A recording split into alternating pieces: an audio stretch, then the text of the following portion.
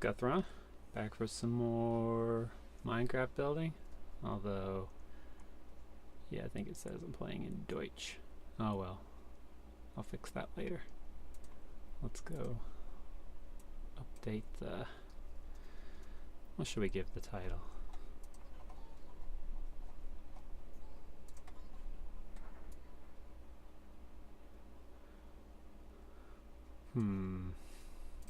I already did the... I'm going to save the Wesley one for later.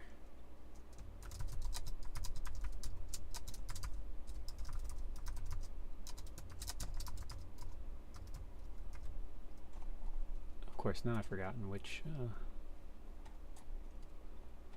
episode this is. I think it's episode 7.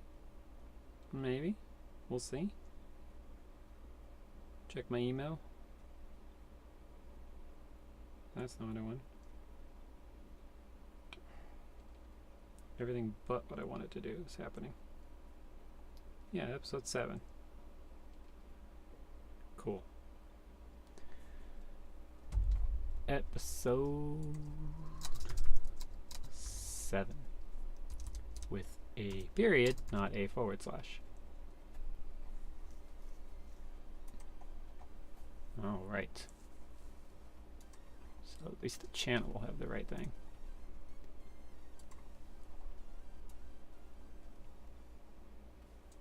Alright, so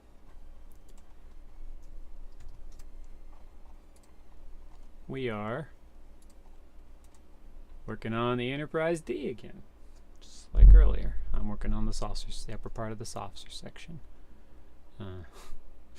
It just hit me that all this work, and I'm going to have to do it again when I do the bottom. That's just so much. It's so exciting. Let me tell you, I'm really looking forward to that. Not really. Anyway, let's get started again.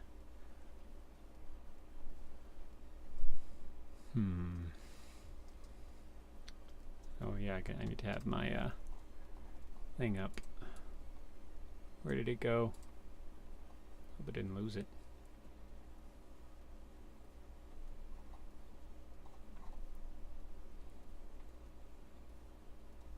Yep, time to go into the history. Sorry. Actually, I've done quite a bit since then. Zoe and I spent some time looking up some stuff for her to work on. She's really excited. Plots. That's what it is I need. Let's do the ellipse. Alright, now let's get the next size.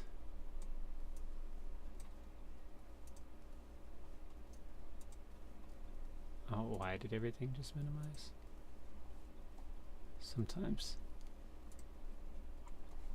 Sometimes Windows, you are baffling. Well, and again, thanks to my normal hosts, Ion B, JPZ Mineezy, Pixel Sharks, and Chalice Mike, who is currently in Seattle, wondering what it is I've been up to. Okay, so let's do a quick count. The shading on those is really confusing.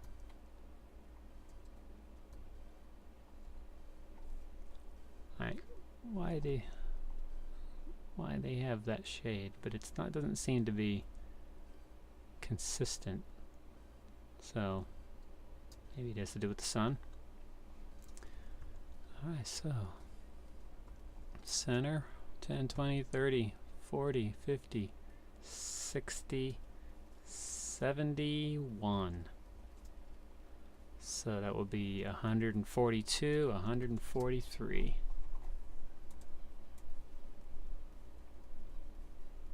Well, this is a little more dubstep-y than the stuff we had earlier. Okay, and now 10, 20, is that center? Yeah. 10, 20, 30, 40, 51. So 102, 103.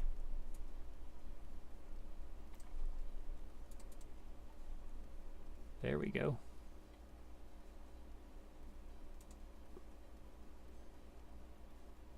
Oh, actually looking at it in the 2D is easier.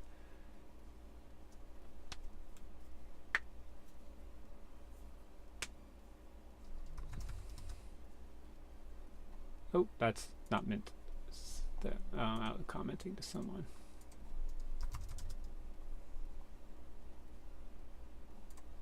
Someone is asking me if I'm a certain person, if I'm on Steam. Apparently he can't add unless he's given them money. I don't know.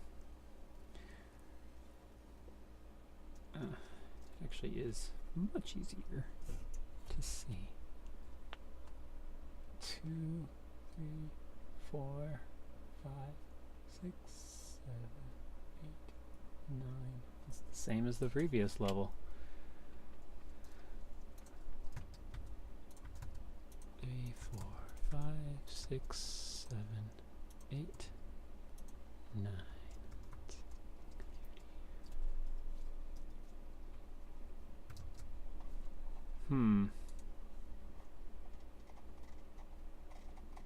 My friend apparently is like really ticked off at Steam right now. So let's see if I can help him once.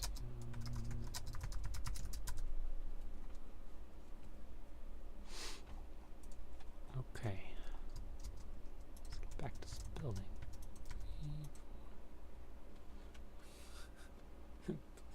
My headphones are really taking off or annoying my cat. She's sitting in my lap. I turned the camera on so you could see, but it's warm back here, and I already took my shirt off, but because of where she's sitting, I can't actually take the socks off. 4, 5, 6, 7, 8. I could have just looked at that, and then this looks like it's going to be 8. 2, 4, 6, 8. Who do we? No, I'm not doing it.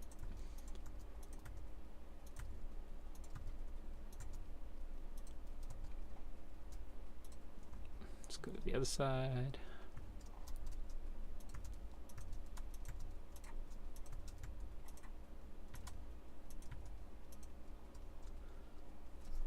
Alright, he responded. Give me a second. Oh.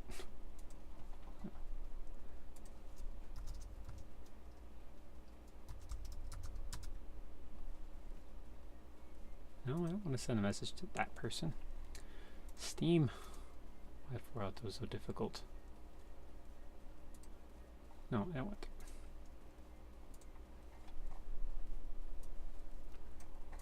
Okay.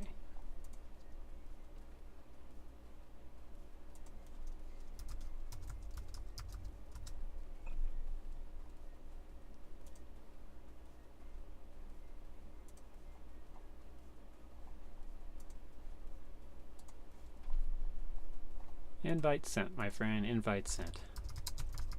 See if that helps him. Okay, so 4, 4, 4, 4. That's easy.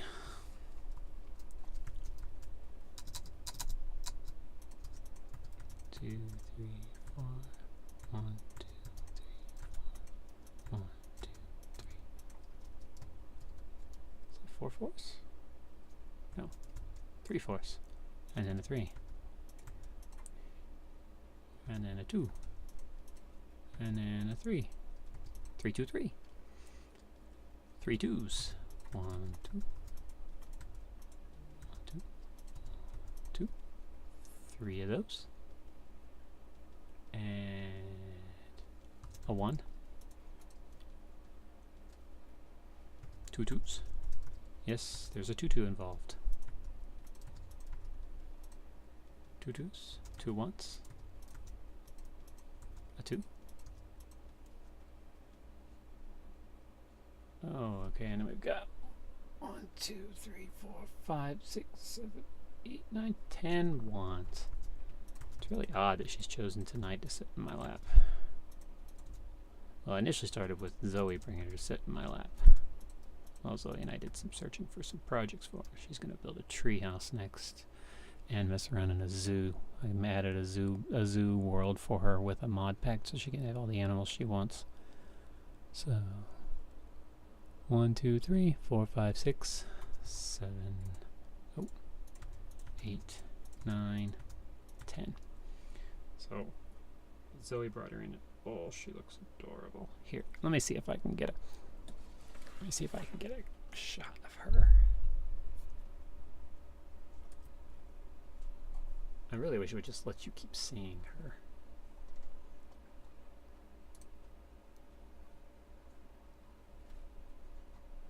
Let me turn the filter off.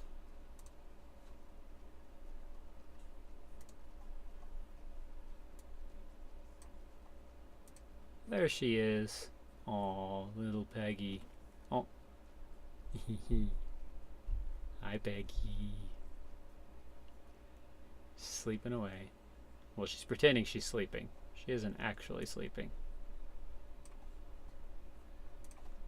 Okay. Bye-bye, Peggy. But yeah, my headphones. My headphones were messing with her ears. Ah, dang it. Now I can't see what I'm looking at. Okay. Let's shrink this down just a little. Okay. So now we switch 1, 2. 1, 2. 2, 1, 2. Let me go again. 2, 1, 2. Oh, it's 1, 4 twos.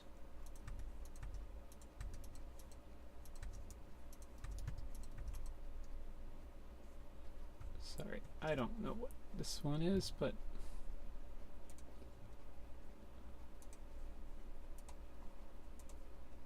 skip away. There we go. It's a little better.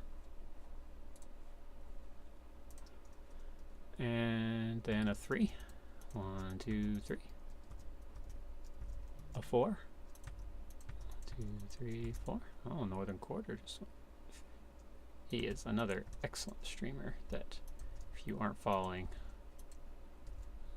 you really should be giving him a shout out in so it's in the chat. If people watch this,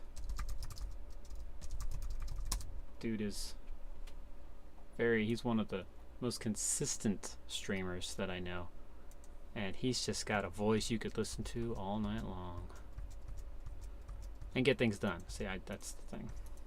Is it supposed to be 7 or 6? I think it's 7. 6? No. Yeah, no, 6.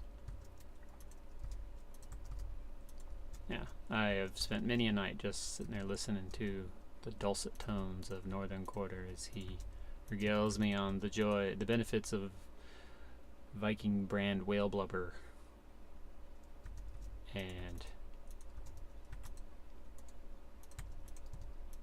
builds colonies on RimWorld and tries to survive the long dark. And man, his Darkest Dungeon commentary, when it gets into a really tense battle, it's great. 1, 2, 3, 4, and then 1, 2, and then 10 once.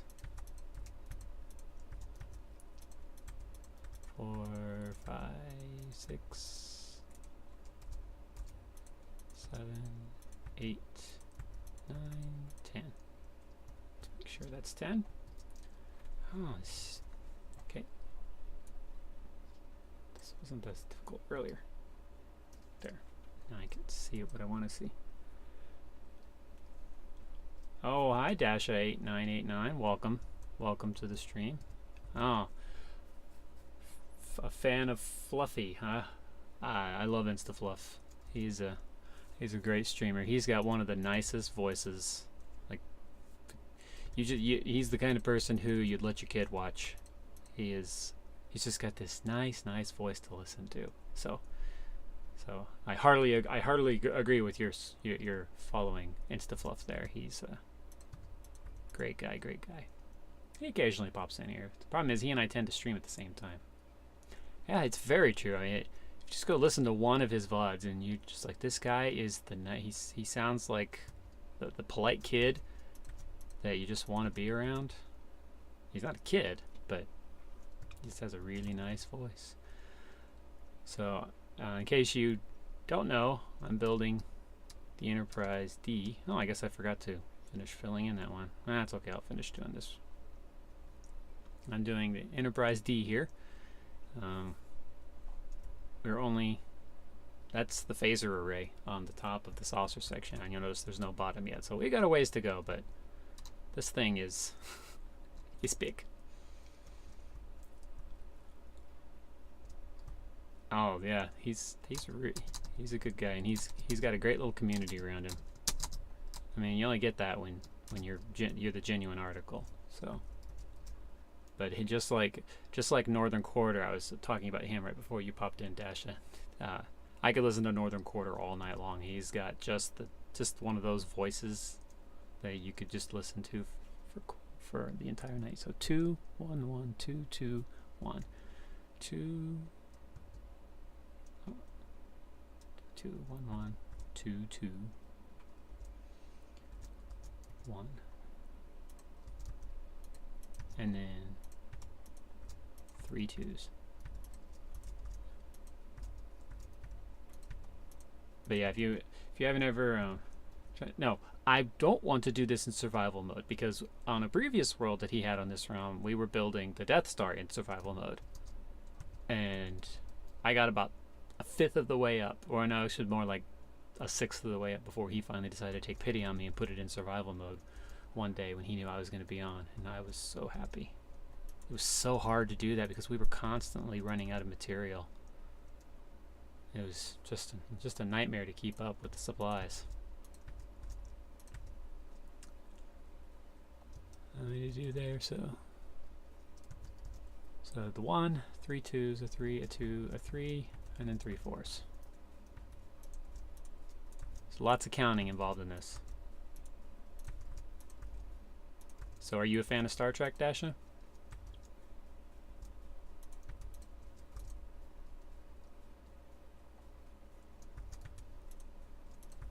I am, obviously, because I'm helping build this thing. It was Cellist Mike's idea to do this. He'd apparently been watching a lot of Star Trek lately.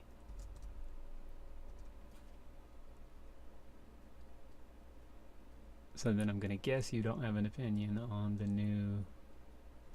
new Star Trek. 4, 5, 6. That's okay. What are you a fan of then? Let's start with that. Something's off. I already know it's off. But I'm gonna go ahead and finish this one and go back and figure it out. More than likely, it's one of those 1 2 1 2 things. Star Wars. That's a good one. I love Star Wars. None of that elitist, purist crap. I always enjoy me a good Star Wars movie. 2, 3, 4, 5, 6, 7, 8, 9. The reason why I know it's off dash is because on the other side I know that the thing matched up. So 2, 4, 6, 8. Yep. 2, 4, 6, 8. That's 1 2 3 4. 1 2 3 4. 1 2 3 4. There it is. I just put that in the wrong place. Boom. It's always nice when it's an easy fix. Did I finish the other side? Yes, I did. Okay, cool. So I can keep going. Yeah, it's a lot of just laying bricks. Lots of laying bricks. I'm thinking about just going ahead and doing the last. There's only 2 more. You can see 2 more layers down between the level I'm working on and the phaser array.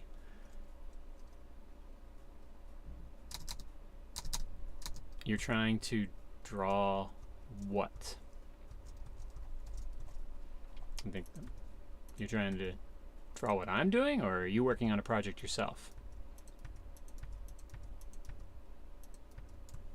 9, and then 8.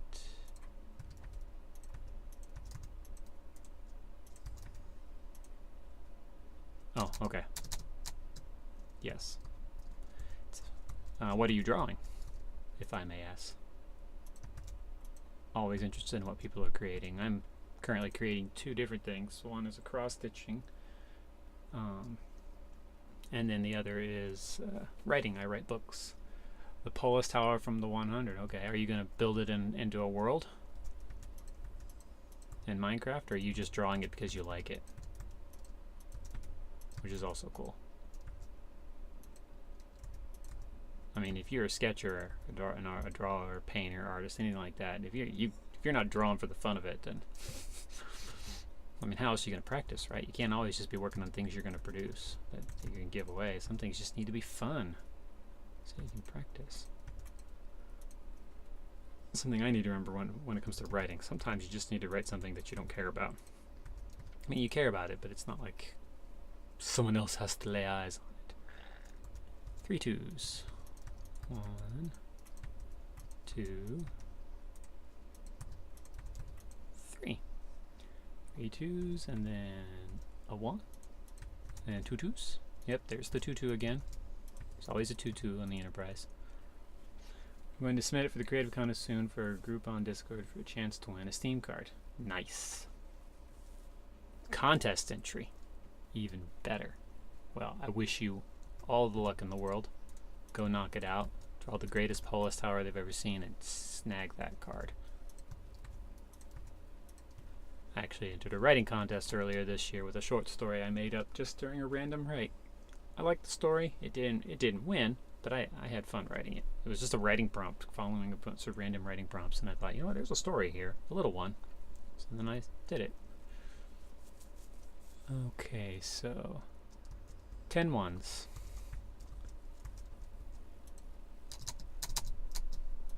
One, 2, 3, 4, 5, 6, 7, 8, 9, 10. Oh yeah, I had fun. I like to write. My current job right there, I spend a lot of time writing, but just not for me. Right for it. Like I wrote 12,000 words over the last 2 days, just for work. Yeah. And that was what earlier today I was thinking, you know, I feel tired. I wonder why I feel tired. Oh, it's because I wrote so much over the last 2 days. It's amazing how being creative could be so dang tiring. But I'm hoping to get back where I can be doing the creative writing streams I was doing, so I can get back to work on my 3rd story. My first one's been published. Second one's in the hands of the publisher. I want to finish the 3rd and the 4th one as quickly as I can, so then it's not on me anymore. Seriously sounds like this song is saying bungee, bungee, bungee. So 1 beyond it. 6, right? Yep, 1 beyond. 1, 2, 3, 4, 5, 6. 4. Yep. It's been a long time working on it. You can check it out. It's on Audible if you would like. Oh, that's right, it's my channel. I can share whatever link I want. That's a link to the Amazon page. It's science fiction, but it's a story about living after trauma. I take a world, I put it through a lot of trauma, and then I explore that through the characters in the story and how their choices and what they choose, what they can do. They let trauma define them, or do they redefine it? Are they victims, or are they survivors?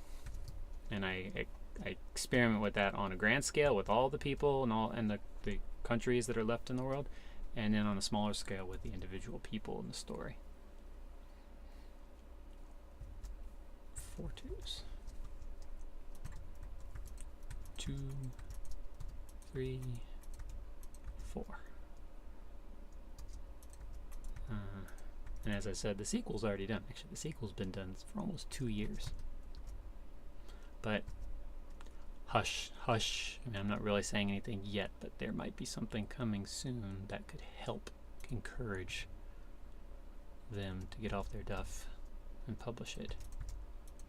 2, 3, 4, 5, 6, 7, 8, 9. I'm actually already working with my artist, who was here in the channel earlier today, on a project that are going to be starting hopefully this month. It's gonna around here work on the 100 and save their show. It's the same type of genre, post-apocalyptic. The thing I found about TV shows is when they start going south, it's because their writers either the writers have given up, or they are no longer making the decisions. When TV studios let their writers write and let their directors direct, that's when you get the best shows. When the suits try to make the decisions, you get poop. Because they only care about what's going to put eyes on the channel to make them money. And they haven't, for some reason, they've never been able to wrap their brains around the fact that writers and creators actually know better than suits on how to create a story that people are going to want to read or want to view. So, sorry that your show is going downhill. I've heard of it. I've never actually watched it. 2, 1, 2. 2, and then 2 2s. And then a 1. And then 3 2s. A lot. I mean, I can think of a lot of examples, but obviously, you're already talking about one. I mean, you see it everywhere. I mean, you can tell when either the writers are phoning it in or they just aren't being given the creative flexibility that they need to really explore something. Another one's, I can't remember what that stupid show was. Fox did. It's the most expensive TV show ever made. They went back in time to the prehistoric era just so they could have, because they thought it'd be cool. Oh, let's put humans in the prehistoric era and let them try to survive with dinosaurs. Cool premise, dude. Cool premise. No one's ever done that. Jurassic Park. 2, 3, and then 2, and then 3. But the writing was awful. Can't remember what that show was called. I know my wife was watching it for a little while with my daughter. It wasn't that it was the best writing in the world, but they were enjoying doing it together. Yeah, I just can't think of the name, so it wasn't that. But being a writer, it's give me that back. I have issues a lot of times with the decisions that writers make in the shows because I know what they're doing.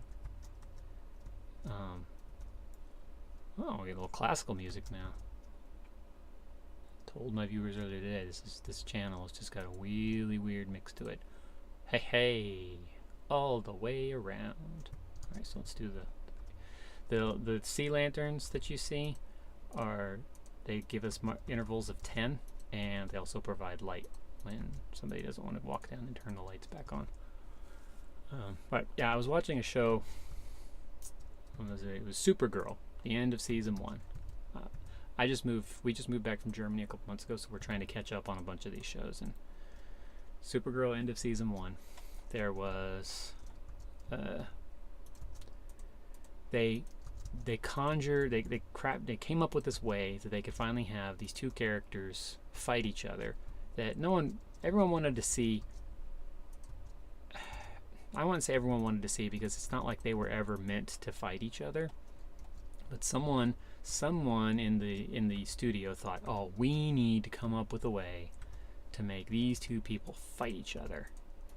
And you could see it coming. They telestrated it. The smartest thing for the story, for the people who are doing what's going on in the story, the smartest decision for the people in the story was to not bring one of the characters to where they were going, because it was a guarantee that if they did, the character would fall prey to what was happening to everybody else, and then she would be susceptible, and then they'd have the perfect setup for them to have these two characters who would never ever actually fight each other. It's Avengers 1 all over again. You can't come up with good reasons to make people fight each other, so you just use mind control. Yay, mind control. And I think I made it. 1, 2, 3, 4, 5, 6, 7, 8, 9, 10. This one needs to be like this. And I called it as they were doing it. Like, the best thing. I like the show. It has its flaws, like all TV shows. I like the show, but it was just, I don't know if you've seen the end of season 1, so I'm trying to do this without really giving away any spoilers, but I mean, that mistake that they made right there, that's just a mistake a lot of shows, a lot of TV shows and movies make, because they just, okay, so you've seen it, so you know the whole thing about Supergirl fighting her sister. That just, as soon as she got all, up in a huff about how she was not going to leave her sister to fight alone, and she just wouldn't listen to anybody, my thought was, okay, Jean, you know what the best thing is to do, and she can't actually stop you from doing it, so just leave. Don't give her the opportunity to come along. Just don't do it. And that was the answer. He had no reason to bring her at all, because he knew she would be in danger. But the writers just wanted it to happen, and so they made it happen. And as soon as they got there, the very first thing that happened was he was unable to control her, and she got taken over. It's like, I just looked at my wife and said, "Called it." And now they're just gonna go come up with a way for her to fight her sister, and boom. It's at least it's better than having her fight Kal-El. I'm still not sure why that. And then the very end when she had to, yeah. Well, sometimes I think they're trying too hard to make her seem strong. Like, it's the problem with Superman, that the character of Superman is, he's just too strong, and the only way to give him someone to fight that can compete with him is either A, weaken him with kryptonite, or B, just make the character as strong as possible to compete on him at the same terms. They've had that issue with Supergirl. I kind of liked how the way she was able to save all the people in the final episode of season 1 had nothing to do with her strength. It had everything to do with the inspiration of her character, that her character offered to people. So I did like that switch. I did like that they did that, but no, that the ending with the solution of, oh, I have to go into space. Oh, you won't be able to breathe up there. As soon as they said that, I just about lost it. It was like, what? Well, since when? I mean, did no one watch any of the Superman movies or stuck with any of the Superman canon? I mean, he has gone into space several times. I mean, he was in space when he escaped from the thing in Man of Steel, the first one. And then, so whatever, okay, they need to give the sister her moment to come up. Never explaining how she managed to get her into the pod, because the pod, when it opens, it exposes her to the vacuum of space. Same problem. But then, okay, set all that aside. Go fast forward to the beginning of the first episode of season 2, which is the only thing I've seen of that so far. We were going to watch the second episode last night, but my daughter really wanted to watch 2 episodes of Flash instead, because we're watching them concurrently until we can get everything caught up, so we can watch the big 4-part crossover between those 2 and Flash, those 2, Legends of Tomorrow and Arrow. So you instantly get Superman there in this new one. Okay, fine, whatever. He's come around. He was there for a visit. I get it. No issue with that. And what do? They immediately start making reference to canon. I mean, they give Mrs. Tessmacher there for one, and then they had Wynn ask him a question about one of the things that happened in Superman 2? No, 1. The one with the 2 missiles. No, don't give me any warnings. I like to form my own opinions. I intentionally ignore reviewers because I think that the reviewers just want to get eyes on their page, so they'll always write something that they think is going to make them sound different. And so they always just say something negative to get people's eyes on their page. So I intentionally ignore them. I like to make up my own mind about it. And even when something has its flaws, I can still appreciate it, unless it's just too egregious. Like, we won't get into that for right now. Oh, wait a minute. What the? Something's not right. This one is not right. 2, 4, 6. What are you? What is this?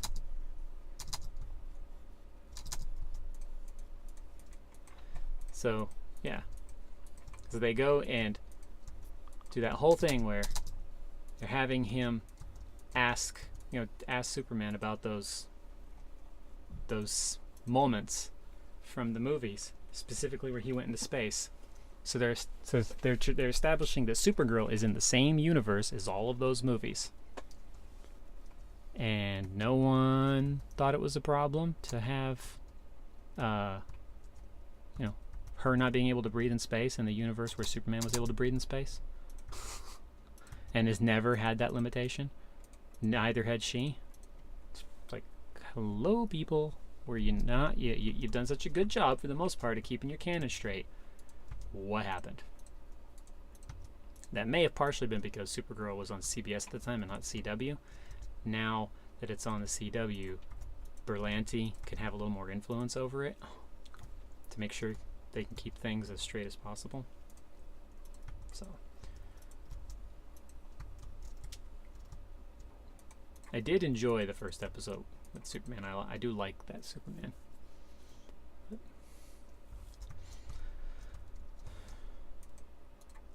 So yeah, those little things that I know writers are doing just because they think, either they think or the director thinks or someone in the studio thinks that this would just be a really cool moment, make it happen, and then they just have to come up with some plot hole that they're just gonna have to put into the story because it's the only way to get this thing to happen.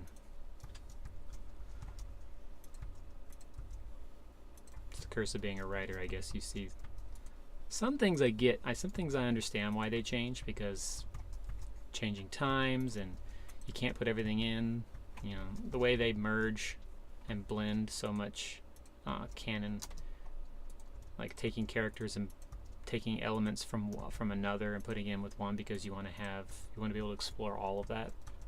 So like with the Flash, having Barry Allen experience some things that Wally West experienced instead, even though now we technically have a Wally West in there.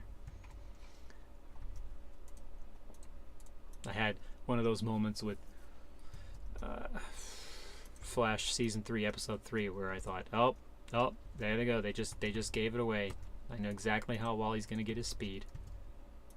They just coming up with any excuse they can to get him his speed. And when they were there was a scene in there where like, oh, there it is.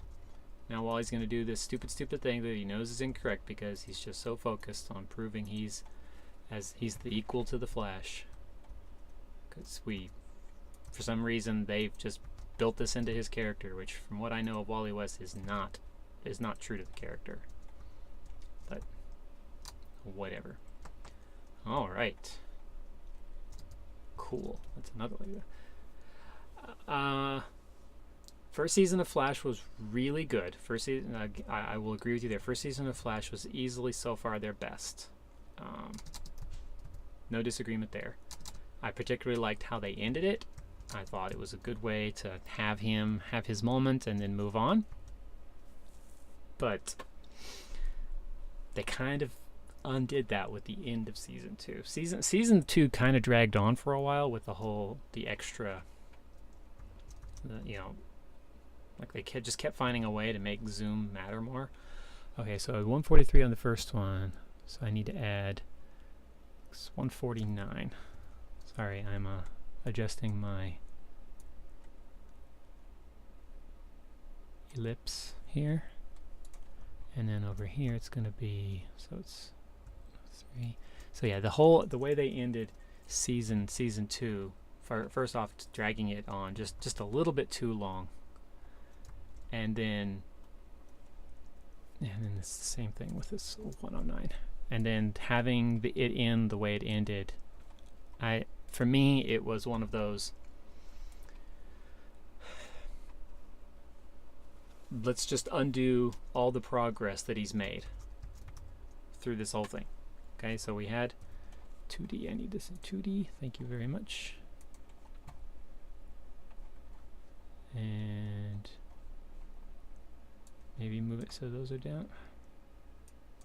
The numbers are blocking my thing now, sorry. Okay, there we go. 2, 4, 6, 8, 10. So, what, the whole finding ways to reset everything? Because that's what I was about to discuss. I think that's enough. 2, 4, 6, 8, 10. Oh, okay. I mean, there's a lot of tropes that TV shows have been doing, but which one are you thinking of here? But yeah, I don't like it when TV shows just decide to reset, because I don't know, like they feel like it's the only way to make certain things happen, or what. It just doesn't do it for me. I mean, there's a way to do it and enjoy it. I didn't have an issue with the Abrams verse in terms of Star Trek, because for one thing, I loved his tongue-in-cheek moment where he had Chris Pine look at the camera and like say straight up, he said, you know, going back in time, changing everything, you know, that's cheating, right? And that was basically him looking at all the Trekkies going, look, we know you don't like it. Yes, we know it's technically cheating. Deal with it. I hate how they killed Lexa, and then yeah, I'm trying to remember who Lexa is.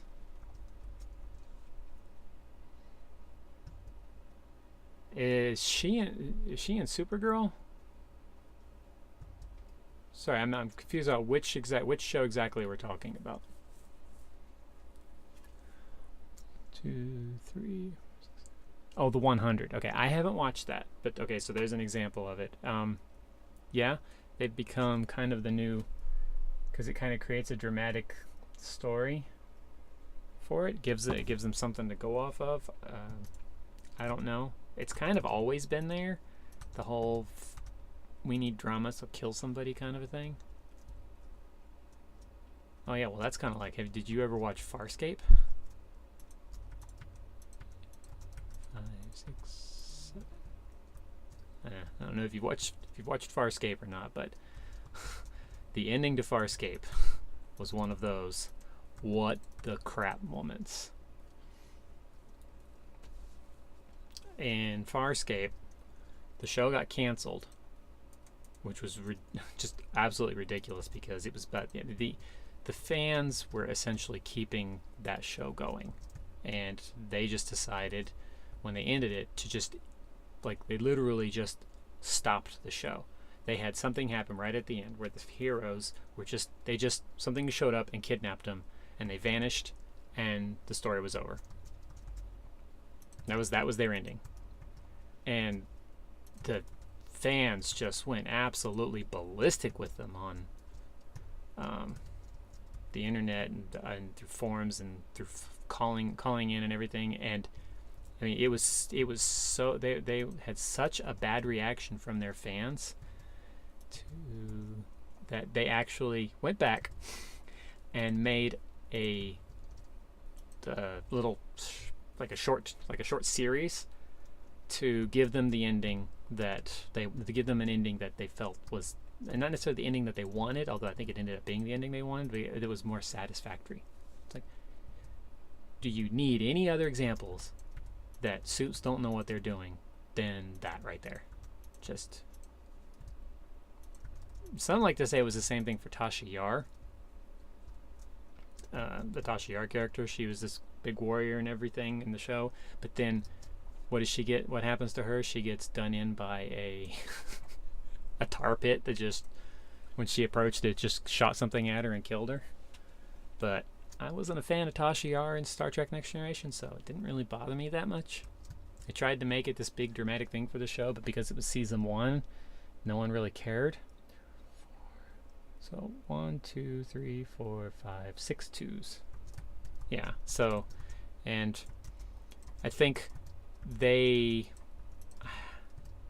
was back in the 80s, so it's in the late 80s, early 90s, so I mean, they brought her back in season 3, and since I've watched it and in context and everything, I think knowing more about how the show, because I was in Germany when that happened. I didn't even know TNG was on. I knew it was a thing because it was advertised on the Star Trek 3 movie VHS that I watched all the time. That was my first Star Trek experience. 1, 2, 3, 4, 5, 6, 7. Is that enough? 1, 2, 3, 4, 5, 6. Oh, one too many. So this needs to be one.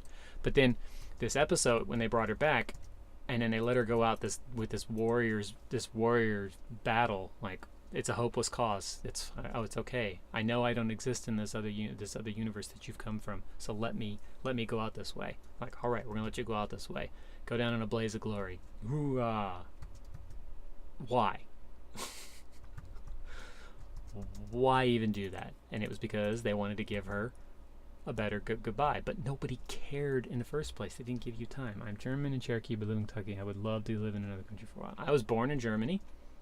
I lived there again from 10 to 15, and then I just actually came back this past summer from living there for 4 years. My daughter is actually fluent in German and English.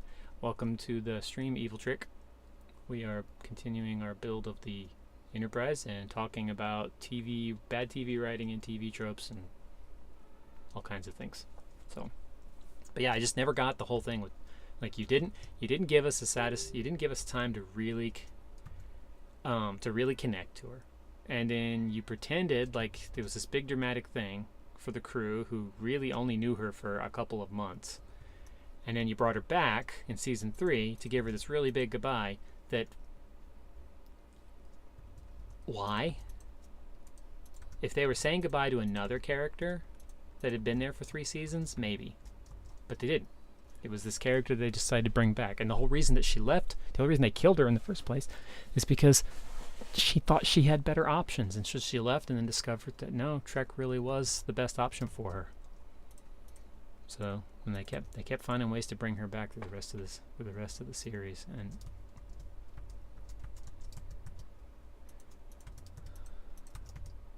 all that from TV shows killing off characters. I haven't noticed this particular trope that you're talking about with them making sure that the LGBT characters are the ones that go. I hadn't really noticed that, but I think I'll pay attention more to see if that's a pattern that's been happening. Wouldn't surprise me. You gotta someone. I think I'm gonna be cutting this one too close. Let's go over here and bring it back this direction. It's going to be 3, 6.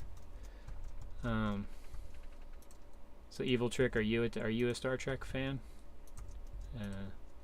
Dasha is not, but she likes Star Wars and the 100.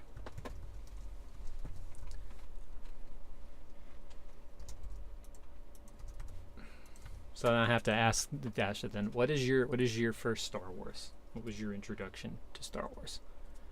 Was it the originals? Was it the prequels? Was it the Clone Wars cartoons? Was it Rey and Force Awakens? I'm guessing it's going to be sooner than that.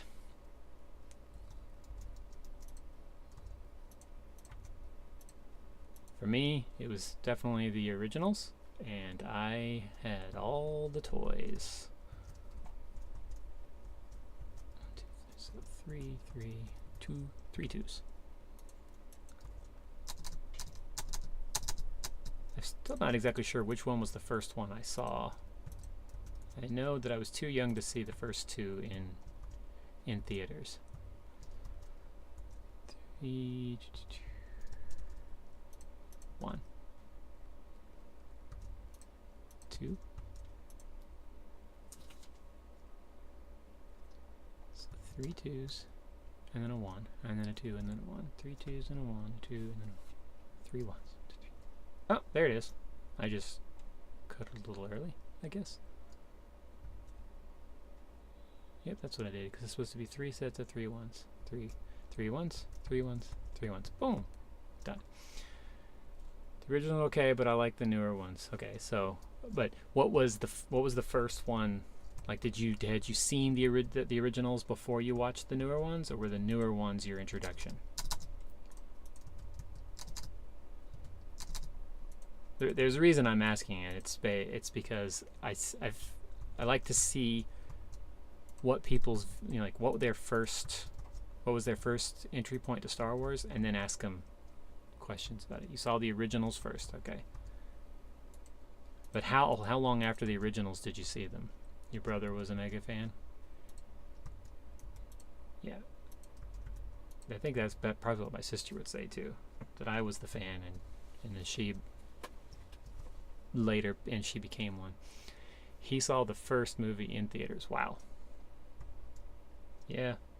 I mean, it's one of those things I would have wanted to do. I really had fun going in 1999 to watch Phantom Menace in the theater, because it's what you're watching, Star Wars in a theater. Everybody, I think everybody needs to experience that if they can. For my daughter, since we still didn't know what was going to happen with Star Wars when they did the 3D re-release of the movies, and the the Phantom Menace was in theaters. Took her to watch that so she could have her own Star Wars experience in the theater. But they stopped doing that after the first one because Disney bought them. Oh, dang it. Did it again. Go away.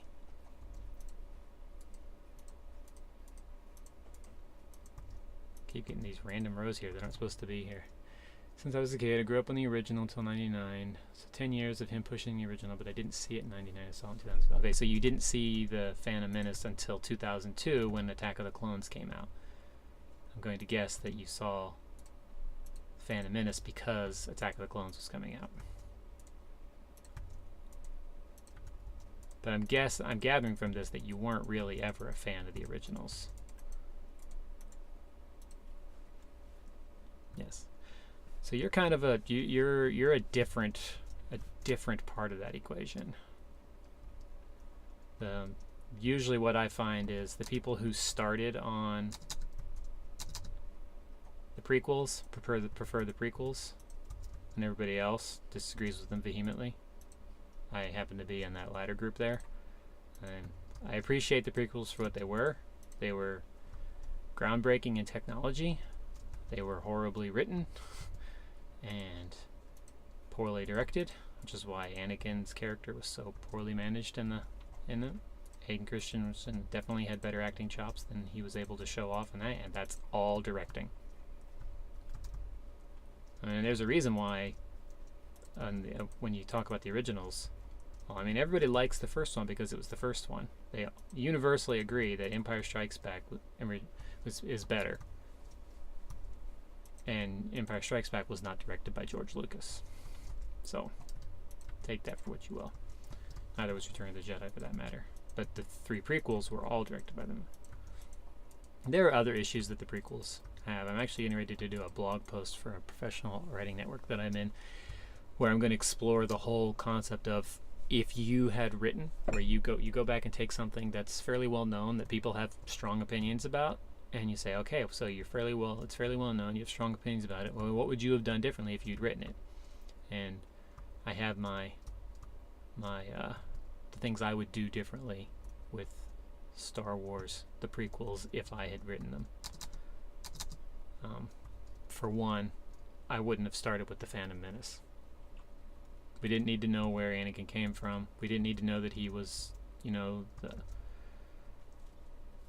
the virgin birth. We didn't need any of that to establish him as the universe's messiah. That was all just wasted time. And we also didn't need to see where Obi-Wan had his experience becoming, losing his mentors to force him to step up to be a mentor. And we also didn't need to know where Palpatine came from, because we already knew that Palpatine was going to be the Chancellor, because that's what he was when he dissolved the Senate. So we didn't need to see how that happened. So I would have started much closer to Attack of the Clones, although I would have picked a much different name than Attack of the Clones. When he retconned the timeline, retcon might be not the right word. When he altered the canon to, he adapted it to what he wanted to do with the prequels, he changed a lot of the timeline, and so I think he's had the Clone Wars start too early. I mean, it's still having 20 years between Revenge of the Sith and A New Hope. Attack of the Derpy Droids, yeah. Having 20 years between Revenge of the Sith and Attack of the Clone, A New Hope, the first Star Wars one, that was sufficient. I just think that he wanted to have he wanted to make it more obvious why the Republic just fell, and he wanted them to feel this pressure of we did this because we needed to protect ourselves. We were acting out of fear. And if you think about the time, the early 2000s, and what was going on in the world, people reacting from fear, and Lucas's not so quiet views of six of the leadership of the country at the time, it was very obvious what he was doing. He was trying to do political commentary on what happens when people let fear drive them into giving their government too much control, and what they'll end up doing with it. 2, 3, 4, 5, and how they could be undone by the very thing that they think is protecting them. Okay, fine, whatever. His commentary, though, was horrible. Some of those lines, if you go back and listen to Padme, it was like they were forcing her to say those words because they were just that poorly written. And it's not because she couldn't deliver them. Natalie Portman is a fine actress. She's proven that in a lot of other things. It was just how she was directed and how it was written. But so yeah, if I were doing it, if I had written it, I would have started sooner. I would have started closer to around Attack of the Clones. I would have pushed the start of the Clone War closer to where Revenge of the Sith was. And then Revenge of the Sith would have been the middle movie, and the last movie would be the movie we all wanted to see, and that was Darth Vader against the Jedi, hunting them down. Well, that's kind of what he was doing when he was doing it, because 1999 was when the first one came out. This is the era of, Kosovo and us getting involved all over the place, and that was when Clinton was the president. So it wasn't like he was like, oh, this Republican president, is blah blah blah blah blah. No, it was a Democrat president when he wrote. It's just, it was so heavy-handed with some of that stuff. It's like, Jordy, no. My wife's cat is really obnoxious. Yeah, so I felt, and a lot of fans that I've talked to agree, that the movie we got robbed was Vader hunting the Jedi. Yes, Art? I am done enough. You're done enough? Okay. Tweaking references. Okay. So I'll be out in just a little bit. Okay, I'm gonna resituate myself. Sorry. Okay. No, I agree. That would be funny, and someone's gonna do it. Someone's gonna do some kind of spoof or comedy that's gonna involve that. But have you seen Rogue One, Dasha? Evil. Have you seen that yet? Specifically the ending. Okay, so we have all the 2s, and then 1, 2, 1, 2, so 3 1s. That's what this is, the 3 1s.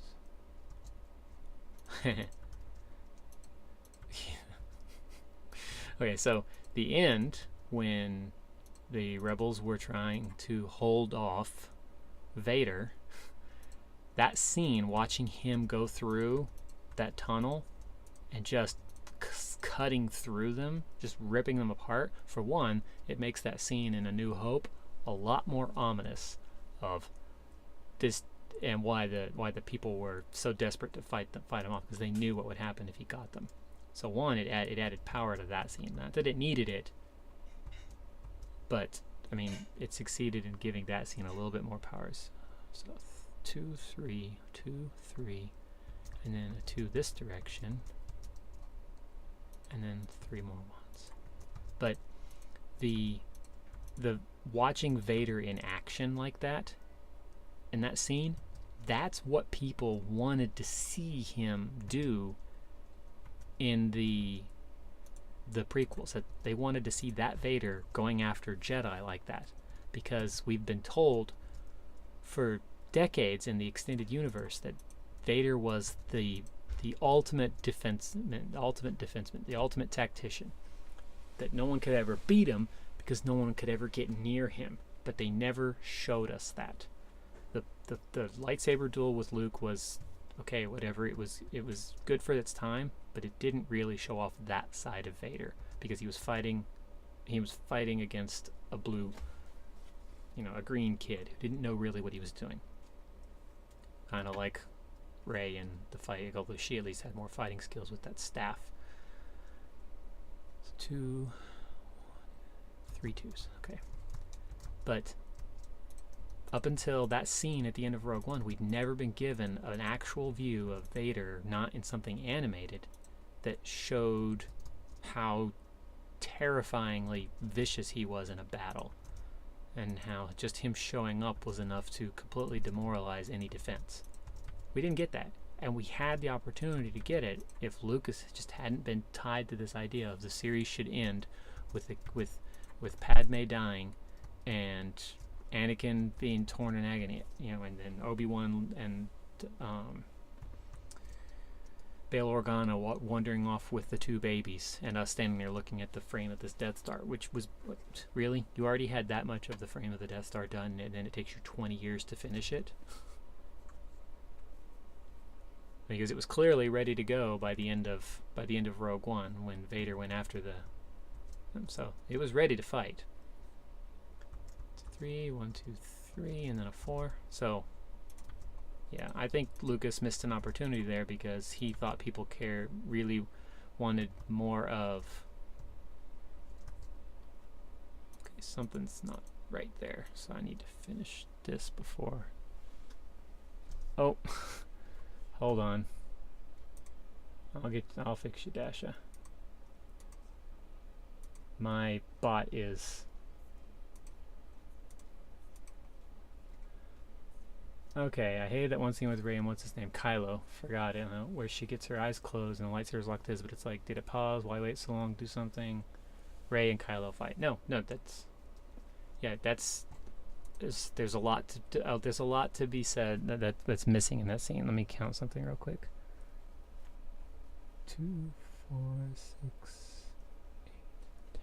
But is this the front? No, this is the side. It needs to be 2, 4, 6. Just needs to be 6. So 2, 3, 4, 5, 6. That's what I did wrong. Otherwise, it was right.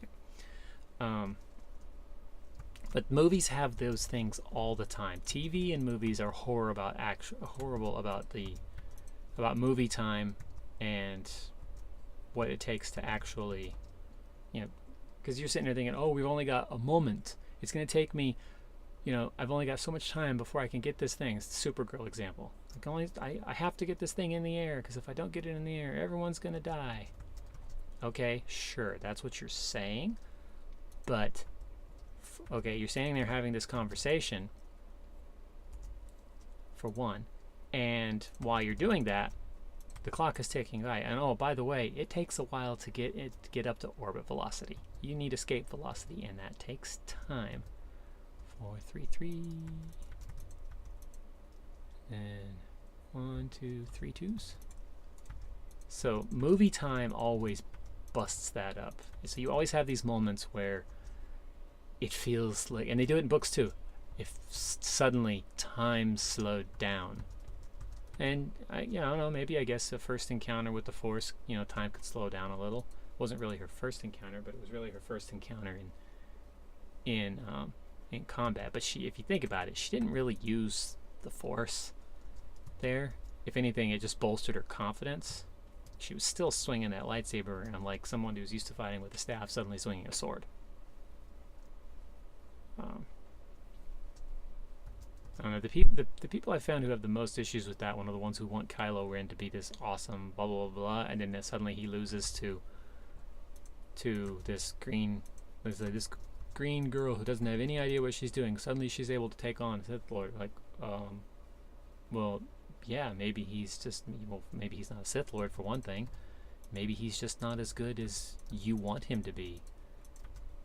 We still don't know who trained him. There could be any number of reasons why she was able to beat him. And really, if you think about it, she didn't beat him. She fought him to a draw. So, Okay.